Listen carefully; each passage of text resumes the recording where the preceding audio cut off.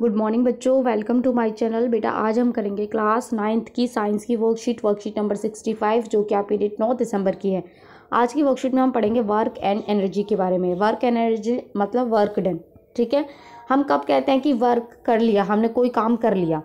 तो some work has been done by force, क्या force की वजह से ही कोई काम होता है? तो ज्ञान वो उसकी दीदी कह रही है the concept of work done is quite different from how we perceive it in daily life. जो वर्क डन का जो कॉन्सेप्ट है वो थोड़ा अलग है। बी डन कब कह सकते हैं कि हम काम हुआ? When a force applied on an object cause change in A state of rest और मोशन ऑफ द ऑब्जेक्ट। यानी कि कोई भी जो ऑब्जेक्ट है उसकी पोजीशन चेंज हो जाती है, उसका मोशन चेंज हो जाता है, तो ही हम कह सकते हैं कि काम हुआ। यानी कि अगर दीवार है, दीवार पे हमने धक्का मारा है ना, फोर्स अप्लाई किया, तो दीवार अपनी जगह से हिली नहीं, हिलेगी ना, तो हम कहेंगे काम ही नहीं हुआ कुछ। ठीक है, so process like reading, writing, thinking, analysing are not considered as work scientifically. यानी कि सोचना, लिखना, ये सब जो काम है ये साइंटिफिकली ये वर्क डन नहीं माना जाता है। अब वर्क डन करने के लिए रिक्वायर्ड कंडीशन होनी चाहिए। क्या कंडीशन होनी चाहिए? First, force should be apply on a body. जो फोर्स है वो बॉडी पे अप्लाई होना चाहिए। Second, body should be displaced, यानी कि जो आपकी बॉडी है वो उसकी पोजीशन चेंज होनी चाहिए। जैसे मैंने दीवार का आपको एग्जांपल दिया कि भाई दीवार है, मैंने उसको धक्का मारा तो दीवार की जो पोजीशन है वो डिस्प्लेस नहीं हुई। डिस्प्लेस मतलब पोजीशन चेंज ही नहीं हुई, तो मैंने कोई काम ही नहीं किया है।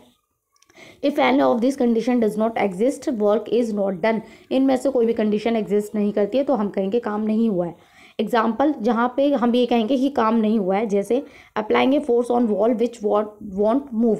ठीक है, वॉल का एग्जाम्पल मैंने दे दिया। A student standing with bag on his shoulder, यानी कि अगर कोई बच्चा है वो आप अपने कंधे पे बैग लेके खड़े हो तो आप ये नहीं बोलोगे कि काम कर रहे हो आप, है ना। सेकेंड है वॉचिंग ए मूवी। वॉचिंग मूवी बैठ के देख रहे हैं आप, उसमें भी कोई काम नहीं हो रहा है। टॉकिंग, ये भी कोई काम नहीं है। ठीक है, मैथमेटिकल एक्सपेंशन देख लेते हैं हम वर्क डन का। फोर्स जो है, work done by a force, उसको हम W से लिखते हैं वर्क डन को। और फोर्स की डेफिनेशन प्रॉपर क्या है? The work done by a force is equal to the product of force applied on an object and displacement of the object in the direction of force. ठीक है, यानी कि force जो ये work done जो है, फोर्स इनटू डिस्प्लेसमेंट, कितना force लगा और कितनी पोजीशन चेंज हुई, उनका मल्टीप्लिकेशन हमारा वर्क डन कहलाता है। ठीक है, when force is acting obliquely on an object it can be written as W is equal to fs cos theta. ये देखिए, ये है, ये डायरेक्शन है मोशन की कि ये इधर गया है और फोर्स इधर जा रहा है, तो ये थीटा एंगल हो जाता है, तो हम इसको ऐसे लिख सकते हैं। जो आपका वर्क डन है वो आपकी स्केलर क्वांटिटी होता है, इस चीज़ को ध्यान रखिएगा। कभी कभी पूछ लेते हैं कि भाई ये स्केलर क्वांटिटी है कि वेक्टर क्वांटिटी है। स्केलर क्वांटिटी कौन सी होती है? जिसकी have magnitude and no direction. ठीक है, और यूनिट ऑफ वर्क डन हम कहते हैं जूल। तो जूल को हम न्यूटन मीटर लिखते हैं, क्योंकि फोर्स, ये देखिए, ये आपका न्यूटन होता है और ये आपका मीटर होता है, तो न्यूटन मीटर हो गया। न्यूटन मीटर को हम जूल कहते हैं। आप 1 जूल की डेफिनेशन देख लीजिए। 1 जूल क्या कहलाता है? 1 joule of work is said to be done when an object when any force of 1 newton displace by 1 metre along. यानी कि फोर्स भी 1 न्यूटन का लगा और डिस्प्लेसमेंट भी 1 न्यूटन की हुई, तो हम 1 जूल फोर्स कह सकते हैं उसको। पॉजिटिव, जीरो वर्क, तीनों तरह का वर्क होता है। कैसे होता है देखते हैं। Work done is to said to be positive. Positive कब कह सकते हैं? When the direction of motion produced in an object is the same as the direction of the force applied. यानी कि जिस डायरेक्शन में आप फोर्स लगा रहे हैं, मान लीजिए कोई बॉक्स है, ठीक है, आपने फोर्स इधर से लगाया तो आपका जो बॉक्स है वो इधर ही मूव हो गया, तो आपका क्या कहलाएगा? ये पॉजिटिव वर्क डन। सेकेंड है आपका नेगेटिव। नेगेटिव कब कहलाएगा? A child pulling a car and iron object attracted towards a magnet etcetera. यानी कि एक जो चाइल्ड है वो कार को चला रहा है, या फिर जो आयरन है वो मैग्नेट जो है वो आयरन को अट्रैक्ट कर रही है। तो ठीक है, ये पॉजिटिव का ही है एग्जाम्पल। नेगेटिव का देख लेते हैं। Work done is said to be negative when the direction of motion of the object is opposite to the direction of the applied force. यानी कि कैसे? देखिए कि ये बॉक्स है, ठीक है, और आप फोर्स तो इधर लगा रहे हैं लेकिन बॉक्स इधर जा रहा है, अपोजिट हो गया। अब एग्जाम्पल देख लेते हैं। Apply brakes in moving car, a goal keeper stop a ball to avoid goal. ठीक है, यहाँ देखिए, जब बॉल ऐसे आ रही होती है तो वो फोर्स इधर से लगा रहा होता है रोकने के लिए, अपोजिट, तो ये क्या हो जाएगा? नेगेटिव हो जाएगा। ठीक है, फिर एक जीरो भी कहलाता है। जीरो कब होता है? Work done is said to be zero when there is no motion in the object और force acting in the right angle. यानी कि आपने फोर्स लगाया लेकिन जो ऑब्जेक्ट है उसकी पोजीशन ही चेंज नहीं हुई। जैसे a satellite moving around the earth, ये अराउंड ऐसे घूमता रहता है। ठीक है, और क्या है?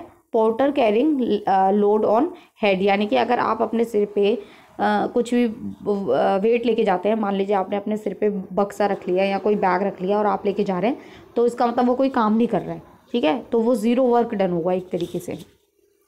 थोड़ा अजीब लग रहा होगा कि भाई उसने अपने सिर पे काम बैग रखा है और वो जा रहा है, तो इसका मतलब वो कोई काम ही नहीं कर रहा है, वो ज़ीरो वर्क डन कहलाएगा साइंटिफिकली। चलिए क्वेश्चन देख लेते हैं। First define work done and 1 joule of work, ठीक है, तो आप ए का जो है ए की डेफिनेशन आप यहाँ से लिखेंगे पूरी, ठीक है, फॉर्मूला भी आप लिख दीजिएगा, बेटर रहेगा। इसके बाद है जूल की, 1 जूल की, वो आप यहाँ से लिख दीजिएगा, ये आपका बी पार्ट हो जाएगा। फर्स्ट क्वेश्चन का ए पार्ट और बी पार्ट मैंने बता दिया है। सेकंड देखिए, what are the condition for work done by an object, okay, second आपका आंसर आ जाएगा यहाँ से, ठीक है, ये आपकी सॉरी ये तो एग्जाम्पल है, सेकंड में कंडीशन ये है, ठीक है, ये आपका सेकंड का आंसर हो जाएगा, 2 कंडीशंस हैं। फिर है बेटा आपका third, a load is pulling using a force of 5 Newton, तो आप थर्ड का आंसर ऐसे लिखेंगे बेटा, एफ लिखेंगे आप 5 न्यूटन। इसके बाद आपकी डिस्प्लेसमेंट है आपकी 2 मीटर, ठीक है, उन्होंने पूछा वर्क डन, तो आप लिखेंगे work done is equal to force into displacement, तो आपका हो जाएगा 5 इंटू 2, तो कितना हो जाएगा 10 न्यूटन मीटर, लेकिन न्यूटन मीटर नहीं 10 जूल लिख सकते हैं आप, ठीक है, तो ये आपका आंसर हो जाएगा। Fourth right example of each positive negative and zero work done from your daily life, ठीक है, तो फोर्थ का आंसर आप यहाँ से लिख लीजिएगा। ये देखिए फोर्थ का एग्जाम्पल ही तो लिखने हैं, तो ये तो आपका हो जाएगा पॉजिटिव का एग्जाम्पल, और ये आपका हो गया नेगेटिव का एग्जाम्पल, और नीचे आपका जीरो वर्क डन का दिया हुआ है, तो तीनों के आंसर्स आप यहाँ से लिख लीजिएगा, ये आपका फोर्थ क्वेश्चन का आंसर हो जाएगा यहाँ से, ठीक है, इतना तो आप कर ही सकते हैं, 9th क्लास के बच्चे हैं, प्रॉपर आंसर लिखने की जरूरत नहीं है। Fifth right unit of work done, okay, unit of work done क्या होती है आपकी, जूल, ठीक है, आप इस लाइन को ऐसे प्रॉपर लिखिएगा ताकि आपको थोड़ा ध्यान रहे कि जो न्यूटन मीटर होता है उसी को हम जूल कहते हैं।